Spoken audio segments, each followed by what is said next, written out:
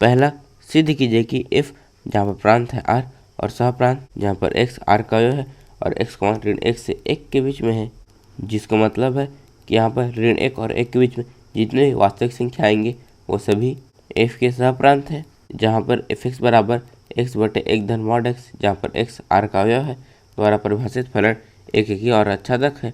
तो हमें इसमें सिद्ध करना है कि यहाँ पर ये फलन एक एकी और आच्छादक है।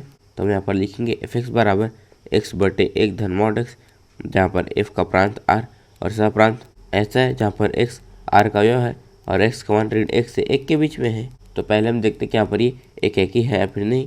तो हम मान लेते हैं कि यहाँ पर fx1 बराबर fx2 है। तो यहाँ पर fx बराबर है x बटे 1 धन मॉड x, तो यहाँ पर fx1 हो जाएगा x1 बटे में 1 धन मॉड x1 बराबर यहाँ पर fx2 आ जाएगा x2 बटे में 1 धन मॉड x2। तो यहाँ पर मॉड है तो इसका मतलब कि यहाँ पर 4 स्थिति होंगी।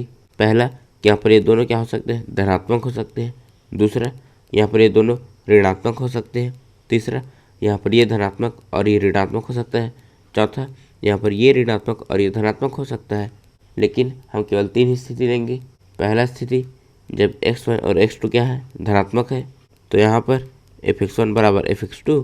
तो यहाँ पर x1 धनात्मक है, इसलिए हम मॉड को हटाएंगे। तो यहाँ पर आ जाएगा x1 बटे 1 धन x1 बराबर यहाँ पर x2 भी धनात्मक है, इसलिए यहाँ पर आ जाएगा x2 बटे 1 धन x2। तो अब हम इसे इस तरफ और इसे इस तरफ ले जाएंगे। तो जब हम इसे इस तरफ ले जाएंगे तो इसका इसमें गुणा होगा। तो यहाँ पर आ जाएगा x1 धन यहाँ पर आ जाएगा x1 x2 बराबर इसका इसमें गुणा होगा। तो यहाँ पर आ जाएगा x2 धन यहाँ पर आ जाएगा x1 x2, फिर इससे ये कट जाएगा। तो यहाँ पर x1 बराबर आ जाएगा x2। तो यहाँ पर x1 बराबर x2 आ गया, जिसका मतलब है कि यहाँ फलन एक एकी है। तो हम यहाँ पर लिखेंगे अतः फलन एक एकी है। तो यहाँ पर दूसरा स्थिति देखते हैं जहाँ पर x1 और x2 ऋणात्मक है। तो यहाँ पर अगर x के अंदर 1 रहता तो इसका मान आता 1, लेकिन अगर इसके अंदर ऋण 1 रहता तो भी इसका मान क्या आता 1। तो मॉड ऋणात्मक मान को धनात्मक बनाने के लिए एक और ऋण दे देता है। इसका मतलब है कि यहाँ पर मॉड ऋण 1 बराबर होता है ऋण 1। तो यहाँ पर x1 और x2 ऋणात्मक है, इसलिए हम धन के जगह में ऋण लिखेंगे। तो यहाँ पर आ जाएगा fx1 बराबर fx2। तो यहाँ पर हम fx1 के जगह हम लिखेंगे x1 बटे में 1 ऋण x1 बराबर fx2 के जगह हम लिखेंगे x2 बटे में 1 ऋण x2। तो यहाँ पर हम इसे भी इस तरफ और इसे भी इस तरफ ले जाएंगे, तो इसका इसमें और इसका इसमें गुणा होगा। तो यहाँ पर आ जाएगा x1 ऋण यहाँ पर आ जाएगा x1 x2 बराबर यहाँ पर आ जाएगा x2 ऋण यहाँ पर आ जाएगा x1 x2, फिर इससे ये कट जाएगा। तो यहाँ पर आ जाएगा x1 बराबर x2। तो यहाँ पर x1 बराबर x2 है, जिसका मतलब है कि यहाँ पर फलन एक एकी है। तो हम यहाँ पर लिखेंगे अतः फलन एक एकी है। तो अब हम तीसरा स्थिति देखते हैं जहाँ पर x1 धनात्मक और x2 ऋणात्मक है। तो यहाँ पर fx1 बराबर fx2। तो यहाँ पर x1 धनात्मक है, तो यहाँ पर fx1 का मान आ जाएगा x1 बटे में 1 धन x1 बराबर यहाँ पर x2 ऋणात्मक है, तो यहाँ पर fx2 का मान आ जाएगा x2 बटे में 1 ऋण x2। तो हम इसे इस तरफ और इसे इस तरफ ले जाएंगे, तो इसका इसमें गुणा होगा और इसका इसमें गुणा होगा। तो हम यहाँ पर लिखेंगे x1 ऋण यहाँ पर आ जाएगा x1 x2 बराबर यहाँ पर आ जाएगा x2 धन यहाँ पर x1 x2। तो यहाँ पर हम x2 को इस तरफ और ऋण x1 x2 को इस तरफ ले जाएंगे।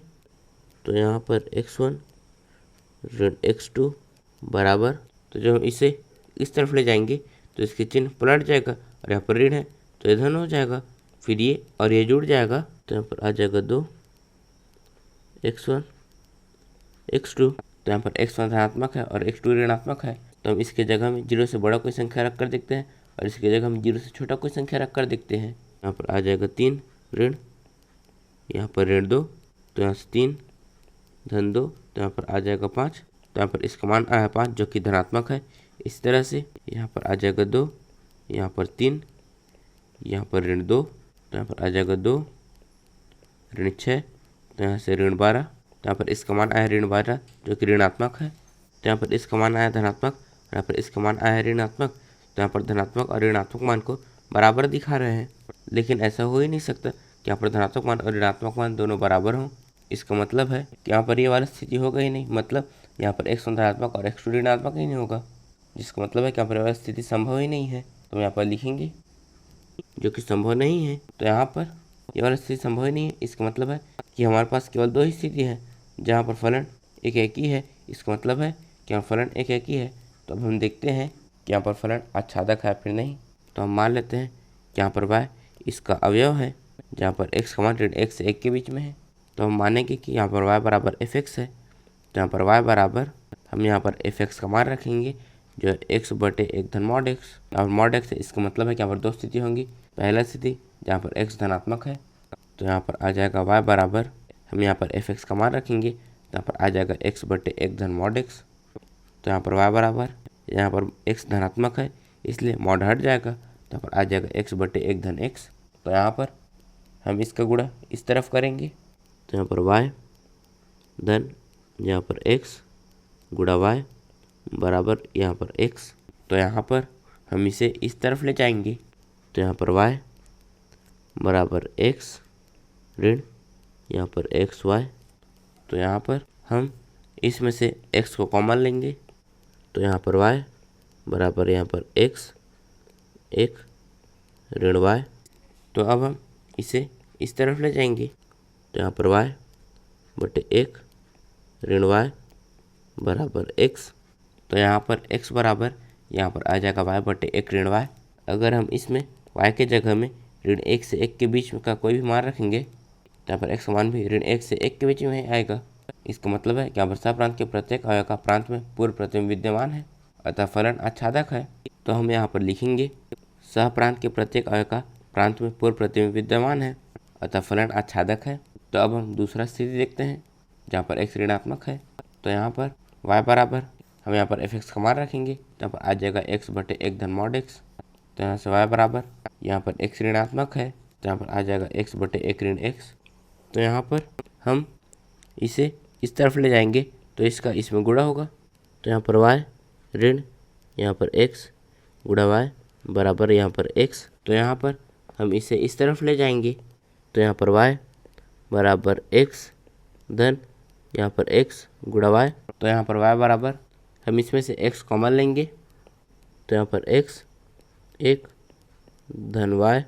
तो यहाँ पर हम इसे इस तरफ ले जाएंगे, तो यहाँ पर y बटे 1 धन y बराबर x। तो यहाँ पर x बराबर y बटे 1 धन y। तो यहाँ पर भी y इसका है, जहाँ पर x मान ऋण 1 से 1 के बीच में है, तो हम y के जगह में ऋण 1 से 1 के बीच का कोई भी संख्या रखेंगे, तो यहाँ पर x मान भी ऋण 1 से 1 के बीच में ही आएगा, जिसका मतलब है कि यहाँ पर सप्रांत के प्रत्येक अवयव का प्रांत में पूर्व प्रतिबिंब विद्यमान है, अतः फलन आच्छादक है। तो हम यहाँ पर लिखेंगे सप्रांत के प्रत्येक अवयव का प्रांत में पूर्व प्रतिबिंब विद्यमान है, अतः फलन आच्छादक है। तो यहाँ पर हमने सिद्ध कर दिया कि फलन एक भी है और आच्छादक भी है। इस प्रश्नावली के नोट्स आप नीचे डिस्क्रिप्शन में दी लिंक से डाउनलोड कर सकते हैं और ऐसी वीडियोस के लिए चैनल को सब्सक्राइब जरूर करें। धन्यवाद।